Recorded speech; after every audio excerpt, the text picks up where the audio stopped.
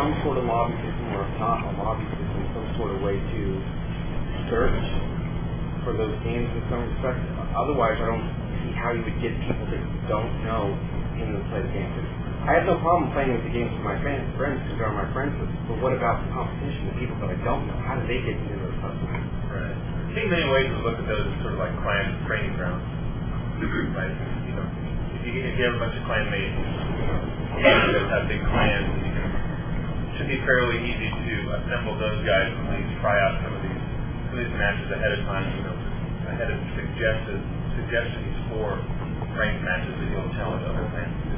So, you have a question? I'm just going to ask about the servers themselves, and those won't come into play anymore as far as channels. If I make my own room, it's going to be in my region. That server it'll be a Midwest server versus being able to make one in the East. Well, we're still working out the specifics of where the servers are going to be hosted. So, we take a lot of different things into account. Latency, population of the game, having different things. We have data centers in LA, in Virginia, in London, Tokyo. So we have them around the world. We just look at what's the best strategy for them. My next part of that question is, are we still going to be United States? Are we going to still be able to play across the pond or not? The intention is to make it global so that people can play with one another. So it'll just be luck. If they happen to like the room you've got, they find out where they're playing our way, and we're playing somebody made a room in Tokyo. That's what we're playing. You can't find other people's rooms unless they're on your friends list, right? Mostly by inviting fans to send match. Yeah. I'll be the one saying I'm going to be with the band. Yeah, by making that plan successful, that's content as opposed to and one thing to add on top of that, I think you can do inter-clan challenge for practice. Those will be ranked for practice. Any other classic maps besides Abandoned going to be returning? We're just focusing on, we're focusing on these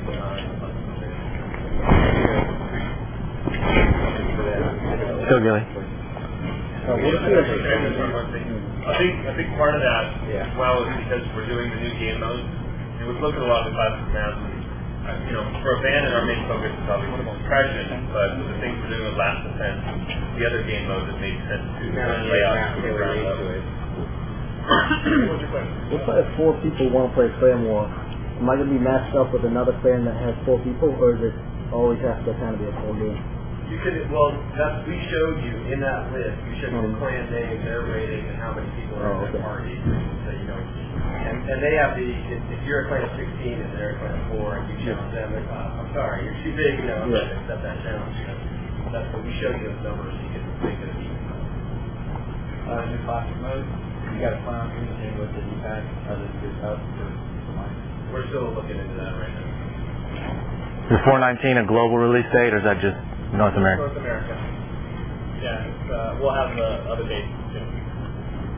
There's tiebreaker rounds? Can it end in a tie? How does that work? It can end in a tie. We're still looking at those angles. Most of for the clan challenges, Seth and I are working on very specific ways those odd rounds.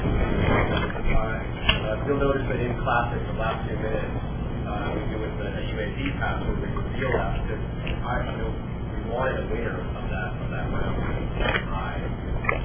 So we're still exploring those rules. For co-op, will we be playing the campaign or side missions? I'm not talking about co-op right now. But it's really fun. It's great. You're going to like it when we do talk about it. When you show the guy the enemy's name at the end of the round, like in 2 minutes, do you ever think of doing like a flashing every 10 seconds so it's not so obvious? Like, I just think it's too easy. Blinking, yeah. Good suggestion. Match Abandoned is available if you pre-order the game. So how is it going to be worked out where other people will buy the game a month later and participate in that match? Well, that'll actually be a separate playlist. That'll be, the cleanest way to do that is put that in a separate playlist so that if you're playing together, you don't have to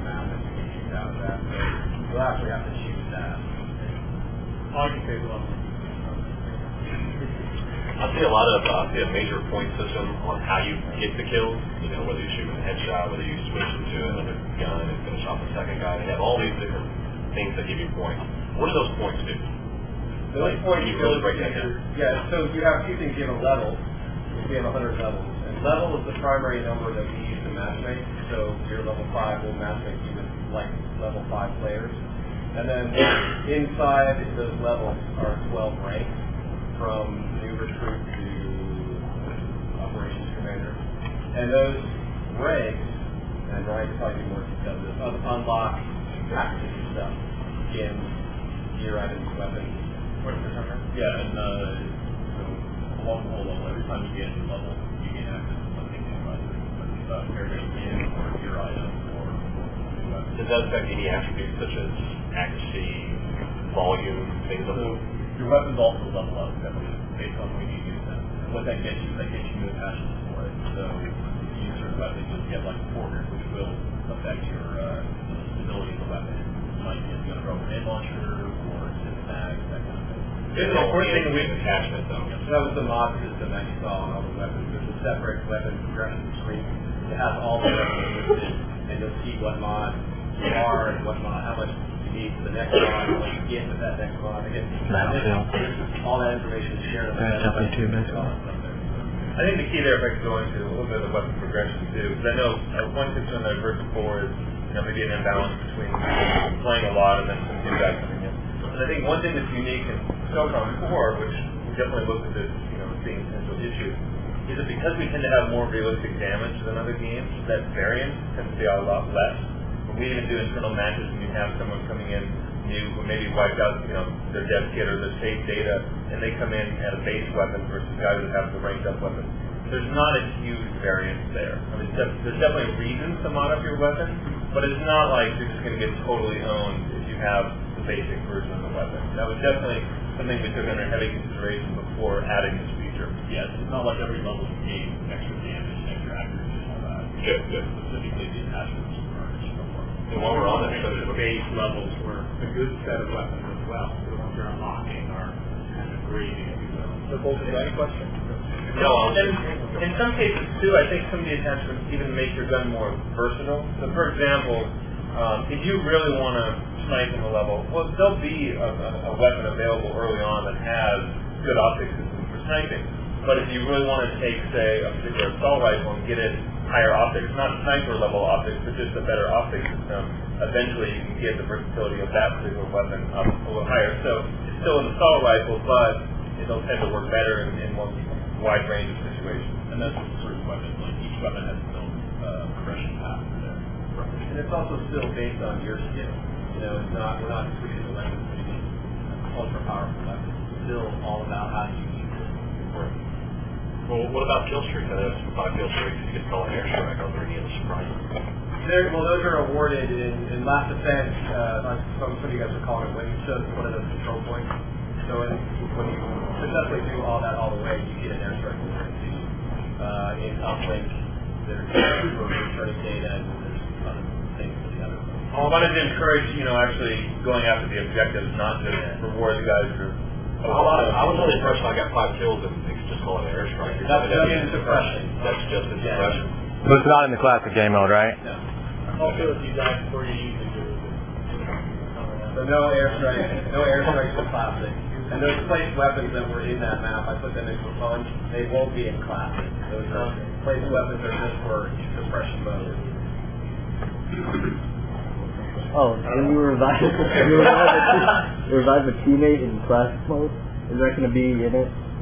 We're still looking at all that stuff. I didn't even know you could. I know. I tried to do it once. You can revive somebody? You see like a little skull on the ground, kind of. This one. Did you do it? I feel like I walked away from it. What was the question? What was the question again? Is there a reason to believe it's not in that box? I'll answer that one. That's a tough one.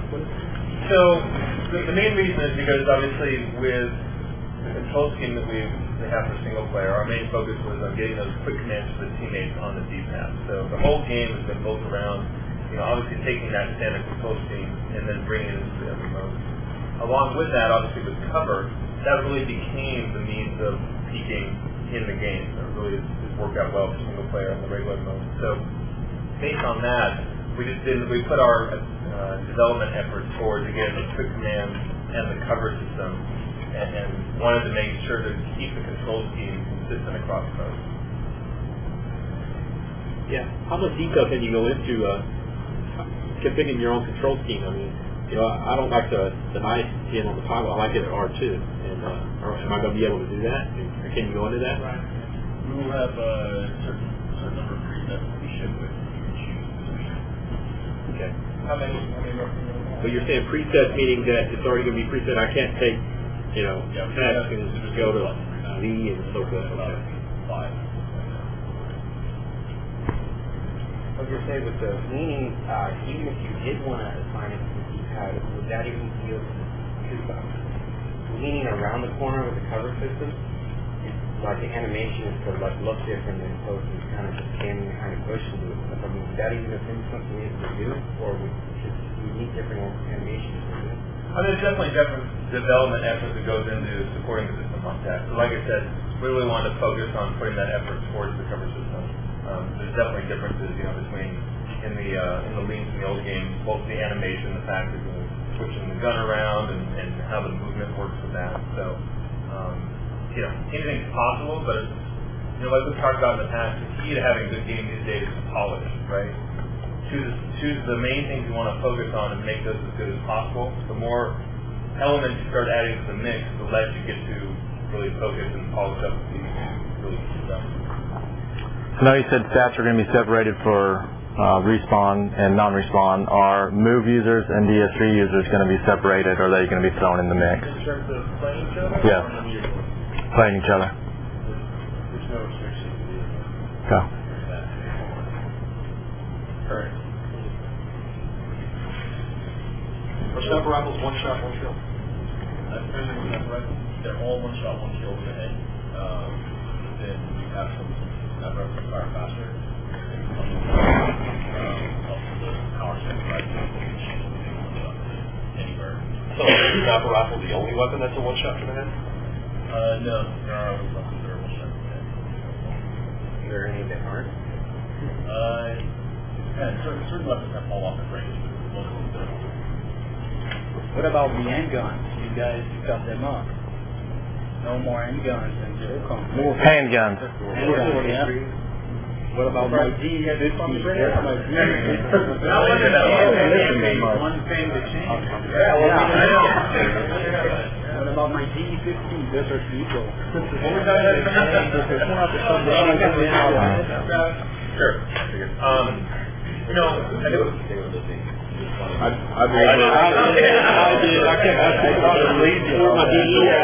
Pretty scary. How many Socom PSP cards and Bravo players do we have?